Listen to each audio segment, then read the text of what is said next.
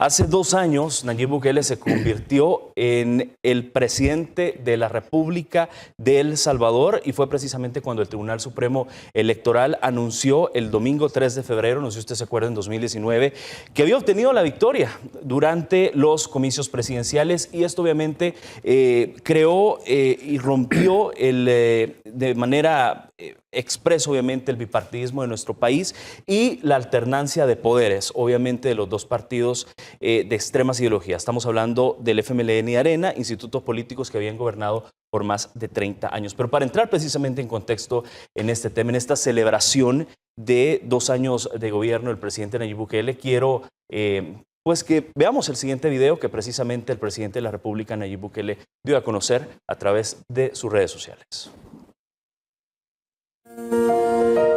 El 3 de febrero de 2019 es recordado como el día en que juntos cambiamos la historia de El Salvador para siempre. Vencimos al bipartidismo y empezamos a llevar a nuestro país por el rumbo correcto. Y aunque hace 2 años triunfamos, el proceso solo inició. Empezamos a resolver el principal problema para los salvadoreños, la inseguridad. Y aunque aún falta muchísimo por hacer, desde entonces hemos salvado tantas vidas con la reducción sin precedentes de homicidios y otros delitos, al punto en que este enero se convirtió en el inicio de año menos violento desde el fin de la guerra. Llevamos meses también salvando vidas de la pandemia más grande que haya vivido el mundo en los últimos 100 años. Nuestro manejo de la pandemia ha sido reconocido por organismos internacionales y hasta la Organización Mundial de la Salud.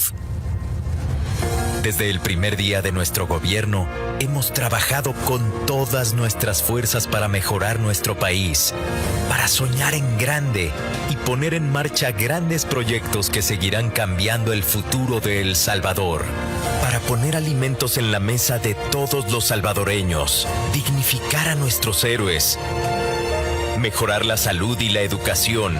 Y este año romperemos la brecha digital, entregando una computadora a cada niño y niña de nuestro país. Pero aún falta lo más importante, sacar a los que se oponen a todo, para que los salvadoreños empujemos juntos hacia el mismo lado, con voluntad política, con ganas de sumar y no restar. Solo así podremos salir adelante y construir el país que todos soñamos. Hoy es el 2º aniversario del día en que nuestro país empezó a cambiar. Continuemos en este camino que elegimos y dejemos definitivamente el pasado atrás. ¡Feliz 3 de febrero! 2 años donde el país ha hecho o dado pasos gigantes en diferentes ámbitos y por supuesto sectores, salud, seguridad, economía y donde el presidente ha enfrentado de forma muy profesional con todo su gabinete de gobierno un año muy difícil, un año marcado también por la pandemia del COVID-19. ¿Cuáles son sus valoraciones, diputado, de estos 2 años del presidente Nayib Bukele? Bueno, hace 2 años es una fecha memorable, inolvidable para todos los salvadoreños. Para mí, en ese momento se cerró una etapa y se abrió otra. Así es la vida. Hubo un antes y un después. La vida son etapas. Y uno tiene que aprender a ir avanzando a lo largo de distintas etapas en que nada es eterno, nada es para siempre y el cambio es lo único que permanece. Se cerró en ese momento una dura pelea por la que trabajamos duro, muchísimos salvadoreños. Ese día culmina con la decisión del pueblo salvadoreño en las urnas. Y se abrió otra etapa. Una etapa en que ya Nayib era presidente electo, iba a tomar posesión pocos meses después y iba a iniciar el reto, que era convertir en realidad las promesas, volver concretas las esperanzas del pueblo salvadoreño por las que le había dado su voto. A mi juicio, eso es exactamente lo que se ha hecho a lo largo de este periodo. en medio de condiciones difíciles, porque realmente habían situaciones que eran previsibles en ese momento, como por ejemplo la oposición total y férrea que se iba a tener por parte de los que habían perdido, por parte de los que empezaban a sentir que iban a ser desplazados por la fuerza de la historia. Eso era previsible, pero lo que no era previsible era la pandemia. Y creo que el gobierno se ha sabido mover entre lo que era previsible y lo que era imprevisible. Creo que eso es fundamental. El boicot fue bárbaro de parte de la Asamblea Legislativa y de los diputados de los partidos tradicionales, especialmente los dos que han dominado la arena política los últimos 30 años. Ha sido férrea, ha sido cruel, ha sido inhumana, porque no les ha importado la vida de la gente, la salud, y han antepuesto intereses de grupo en la ruta de ver si se mantienen todavía en el poder. Claro, y esto obviamente arrancó, y es importante decirlo al pueblo salvadoreño, arrancó cuando el presidente también, o mejor dicho, se arreció cuando el presidente también tomaba medidas anticipadas, precisamente cuando el virus estaba acercando a los países de Centroamérica. Claro, es decir, lo novedoso fue que avanzábamos, que íbamos un paso adelante de la situación que se iba a presentar. Cuando se da la pandemia, todavía no teníamos el virus en el país. Perdón, cuando se da la cuarentena, no teníamos todavía el virus en el país. Pero era necesario tomar medidas frente a algo que en ese momento era desconocido. Aún ahora tenemos todavía grandes lagunas de conocimiento en torno al virus. En aquel momento el país no estaba preparado. El gobierno había recibido un sistema de salud destruido totalmente.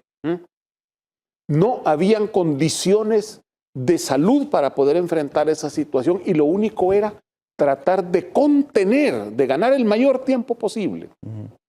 Mientras el gobierno lograba instalar el equipo de salud necesario. Esas fueron las medidas anticipadas.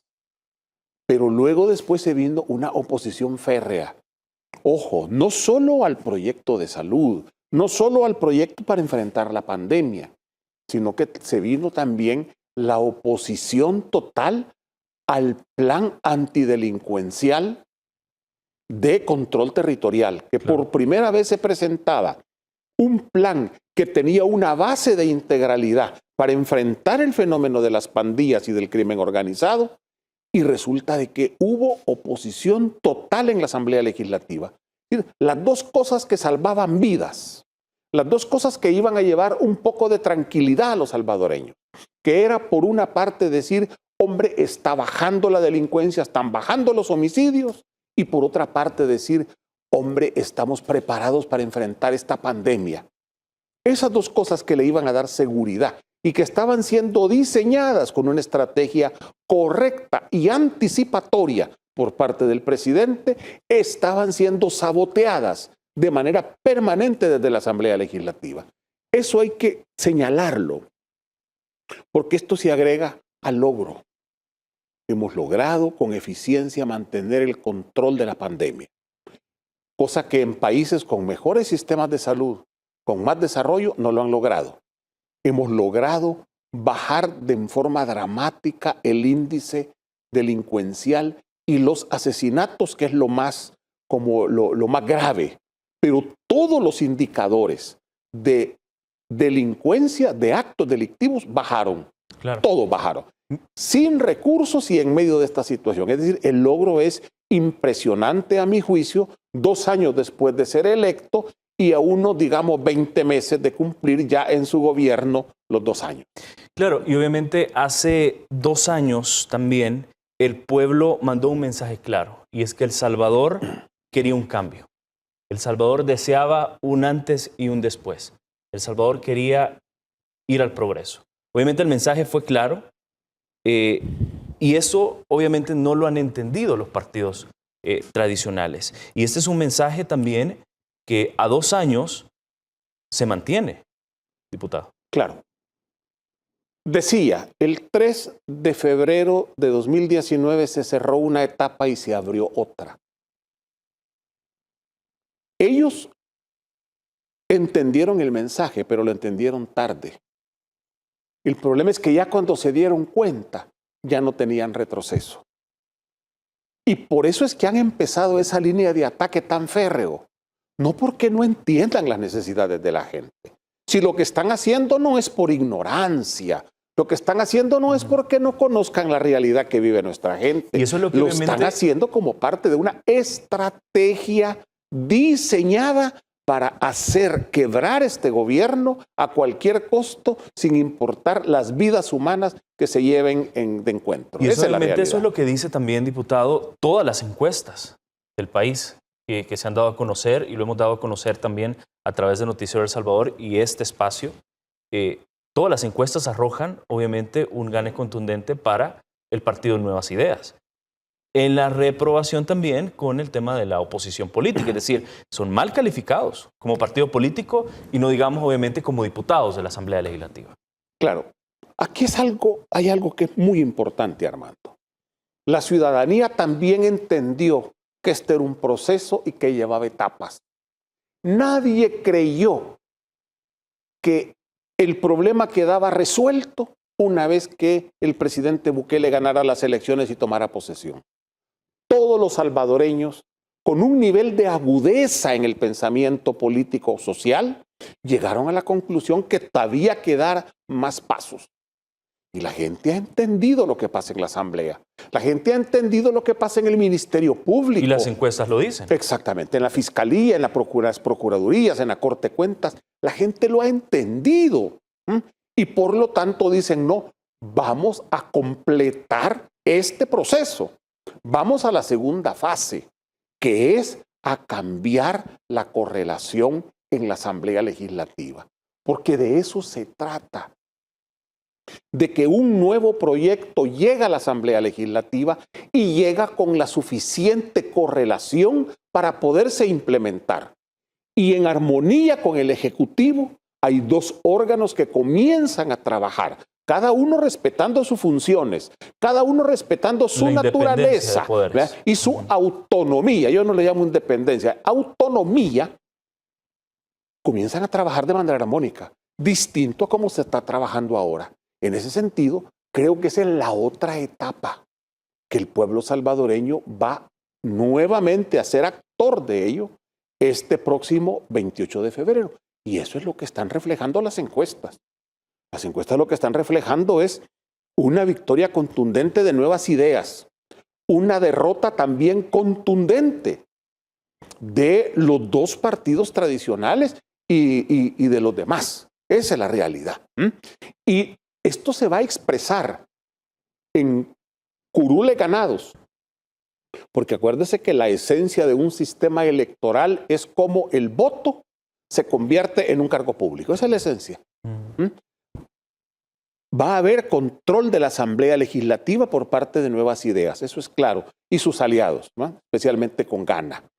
En segundo lugar, creo que se van a ganar la inmensa mayoría de las alcaldías.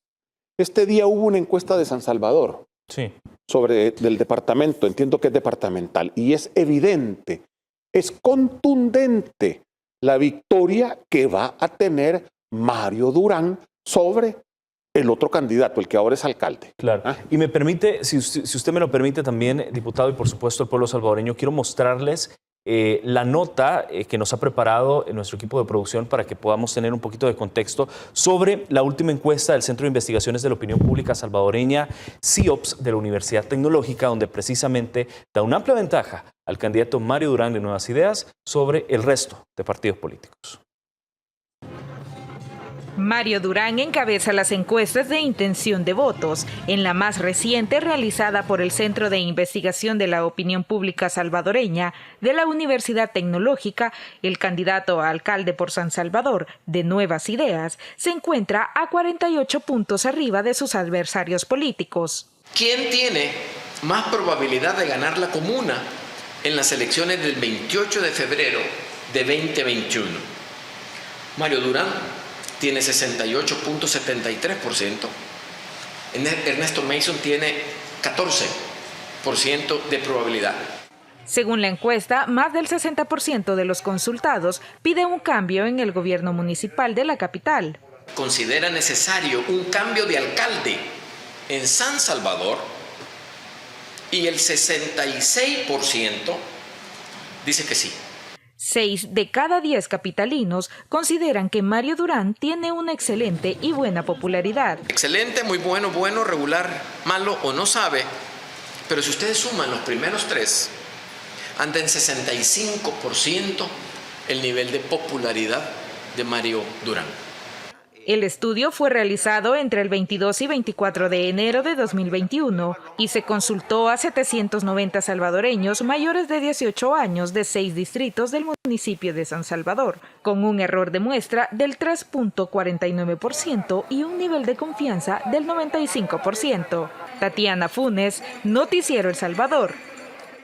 Diputado, esos son obviamente los resultados que arroja la encuesta de la Universidad Tecnológica, el Centro de Investigaciones de la Opinión Pública Salvadoreña, mejor conocido como CIOPS, y obviamente da un margen amplio de 32.8% Mario Durán contra el arenero Ernesto Mason. Sí, efectivamente, lo que está haciendo esta encuesta es corroborar lo que ya hemos visto en otras encuestas anteriores. O en todas las encuestas. Así es. Y lo que vemos también en las encuestas nacionales. Esto nos lleva a lo que yo había comenzado a señalar hace un momento.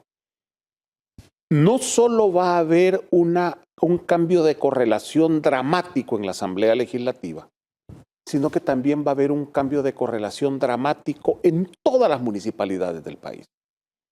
Yo tengo la impresión que se va en nuevas ideas, en algunos casos en coalición, creo que con gana en algunos casos, va a ganar la totalidad de las cabeceras departamentales.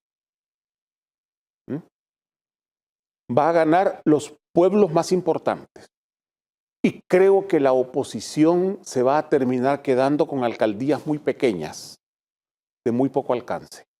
Pero eso significa que el grueso de los salvadoreños van a comenzar a ser gobernados por alcaldías en su localidad, por alcaldías con una nueva visión de las cosas. Y eso va a ser clave.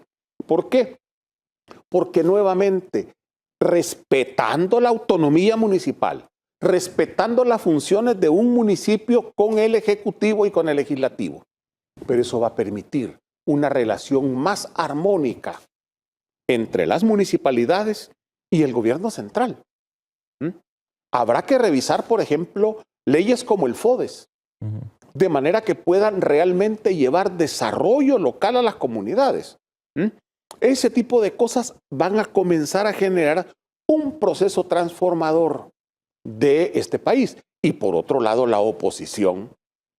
¿Qué va a pasar si Arena pierde la alcaldía de Santa Tecla, San Salvador, Santa Ana? Pierde 3 bastiones claves. Y si pierde otras cabeceras departamentales que tiene. Derrota contundente.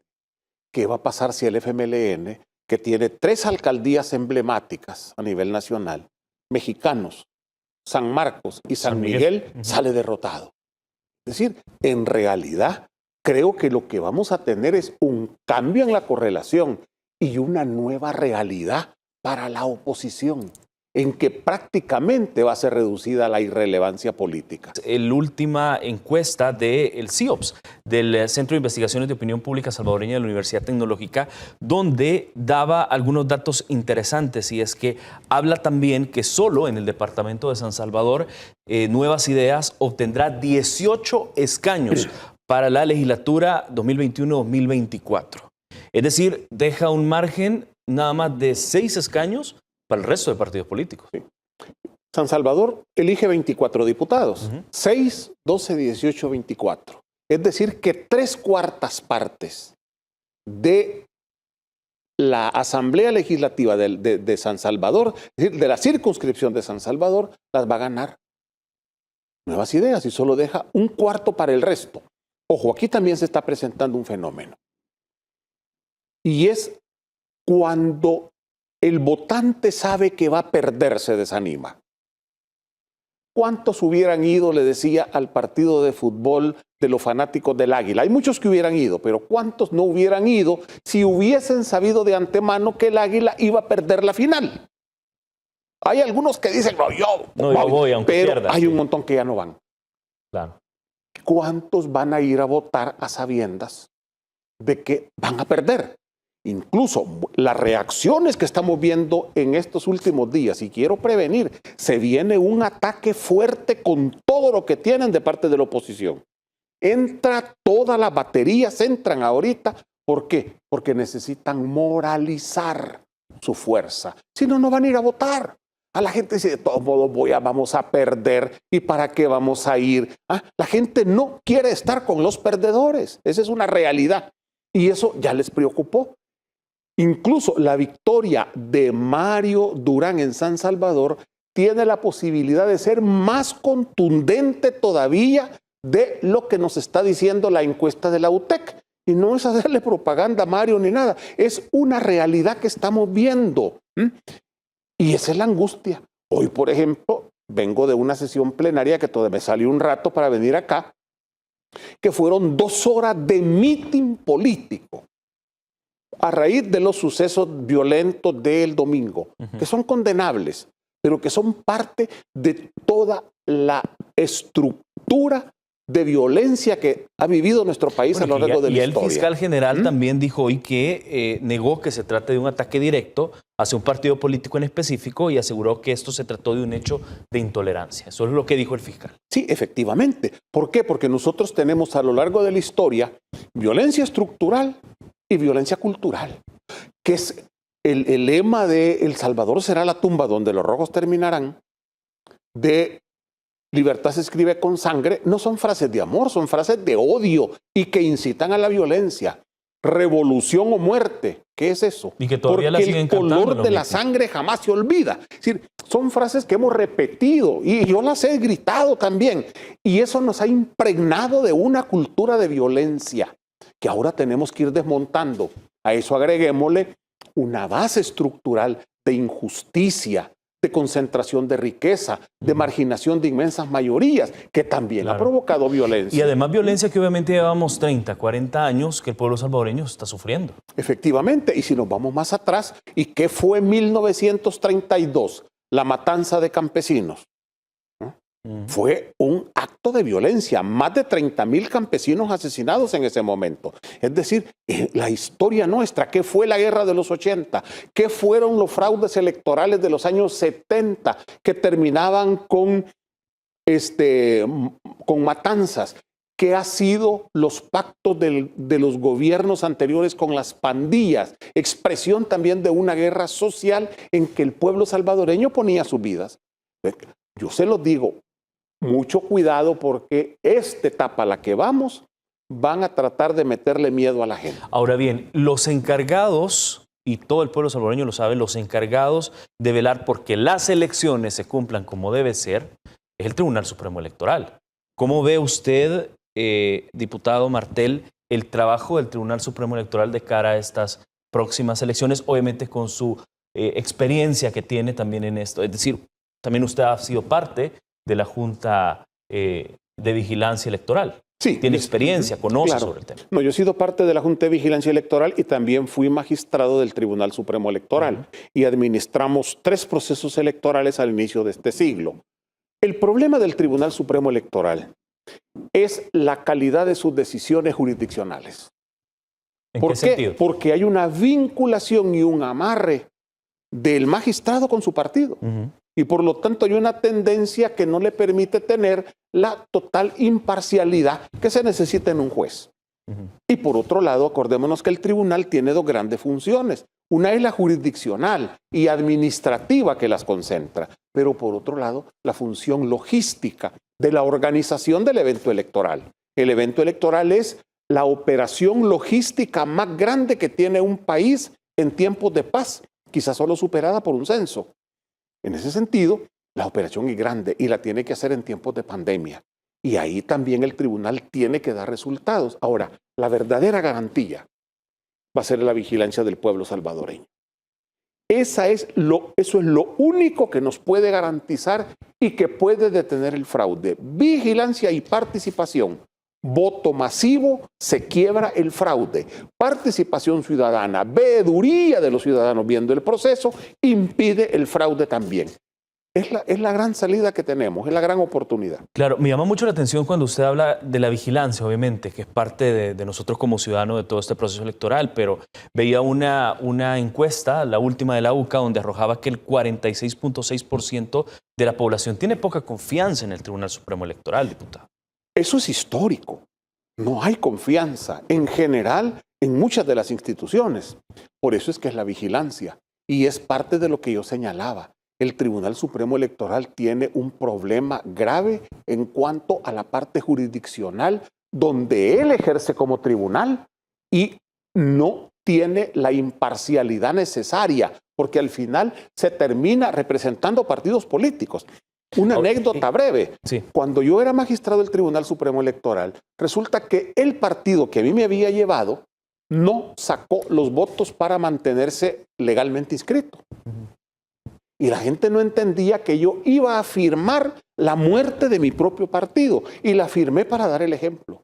Soy el único magistrado en la historia de El Salvador que firmó la cancelación de su propio partido. ¿Por qué? Porque había que sentar un precedente de que por CDU, encima ¿no? está la ley. En el caso del CDU, esa es la historia de CDU, efectivamente. Ahora bien, me llama mucho la atención, por ejemplo, hemos visto un Tribunal Supremo Electoral, un organismo colegiado que ha sido señalado incluso por el Partido Nuevas Ideas de bloquear sistemáticamente las inscripciones de candidatos. Y lo hemos visto en Cuscatlán, lo hemos visto en Aguachapán, en Santa Ana, en Cabañas, donde los mismos dirigentes han señalado al Tribunal Supremo Electoral de bloquearlos Claro, en el tema de la inscripción. Es que decir, ¿cómo se puede hablar de confianza cuando ves, por ejemplo, ese tipo de escenario? Sí, efectivamente, no hay confianza. Y no solo eso, sino que acordémonos que la estructura electoral se replica en el territorio.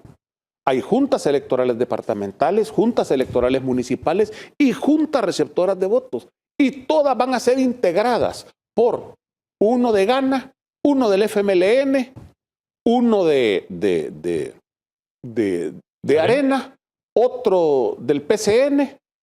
¿Qué garantía hay? Y uno que son los organismos electorales. Es un absurdo. ¿Cómo va a haber confianza en ese sentido si un partido político tan importante, y lo dicen las encuestas, está en total desventaja en todos los organismos electorales? No solo en el tribunal, sino de ahí para abajo. ¿Qué es lo que entonces lo que tenemos que hacer? La vigilancia. Nuevas ideas. Tiene que preparar bien a sus vigilantes, los tiene que capacitar, tiene que tener en todas las urnas gente, tiene que tener una infraestructura de comunicaciones que le permita saber lo que está pasando. El equipo de denuncia, el equipo de abogados, eso tiene que estar listo. El equipo de comida, esa gente tiene que estar desde las 5 de la mañana, cuando tarde, hasta la hora que cierre, a cualquier hora de la noche o de la madrugada. Los preparativos arrancan días antes de las elecciones. Efectivamente.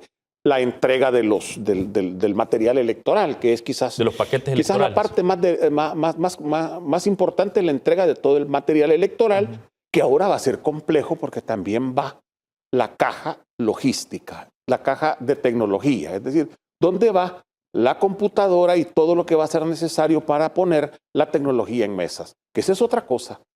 La tecnología en mesas puede ser una gran ventaja, pero también tenemos que estar preparados para detectar cualquier irregularidad que pueda darse en esos procesos informáticos. Claro, y sobre todo unas elecciones que se van a desarrollar en medio de una pandemia por el COVID-19, que todavía es aún más preocupante. Efectivamente, es decir, ahí va a ser bien importante las medidas de bioseguridad. Que para no solo, los miembros de la Junta que me imagino que no solo de tenga votos, para los el tribunal, vigilantes, sino para uno los propio. votantes. Efectivamente, yo tengo entendido que se están haciendo planes, que se han tomado medidas. Posiblemente hayan espacios donde no se puedan poner todas las urnas o va a haber que ocupar más espacio. Por ejemplo, hay escuelas que tienen a lo mejor un segundo nivel o espacios que no se ocupaban en el pasado y que ahora para guardar el distanciamiento va a ser necesario ocupar nuevos espacios. Eso son medidas ya de tipo logístico que debe de tomar el Tribunal Supremo Electoral, así como todos los equipos de protección y de bioseguridad. Me llama mucho la atención también sobre este nuevo reglamento de observación electoral que aprobó el Tribunal Supremo Electoral en octubre del año pasado, el cual restringe a los observadores a dar declaraciones a la prensa, indica que no deben intentar mediar, resolver u opinar sobre situaciones en las juntas receptoras de votos o centros de votación. ¿Cómo ve usted eso, diputado? No, definitivamente siempre hay un esfuerzo de los mismos partidos que han controlado el tribunal de tratar de limitar al máximo la observación electoral, de manera de convertirlas en simples ojos que ven pero que no pueden decir. Por lo general hay algunos acuerdos que se toman con algunos organismos internacionales, entre ellos CAPEL, que hace una observación más de tipo técnico y lo que hace son una serie de recomendaciones técnicas para mejorar procesos, pero sin meterse al tema político. El punto es que los problemas es que se dan a nivel electoral, si bien hay problemas de organización y técnicos, los fundamentales son políticos. Y allí es donde es importante el papel y la participación de los observadores. El mismo FMLN, cuando era oposición, traía misiones y misiones de observadores. Y desde que venían, entraban hablando con todos los medios de comunicación y diciendo lo que querían decir. ¿Por qué ahora se les limita? ¿Por qué cree que ellas lo saben? Entonces, ese es el punto. Yo creo que si bien la observación internacional tiene que tener reglas y tiene que ser respetuosa de la decisión que están tomando los salvadoreños y tiene también que ser respetuoso de no meterse en asuntos internos, pero no se puede regular como para volverla ineficiente, como para volverla irrelevante, que ese es el riesgo. Y obviamente creo que, y usted lo decía, el mejor observador de este proceso electoral creo que va a ser el mismo pueblo salvadoreño. Sí, observación y participación, ir a votar, defender el voto cuidando las urnas. Diputado, muchísimas gracias por su tiempo para la audiencia de Noticiero El Salvador. Un saludo a todos, gracias por la oportunidad, Armando, y digámoslo, se vienen días difíciles, complejos por la desesperación que hay, pero no nos dejemos desorientar, no nos dejemos intimidar.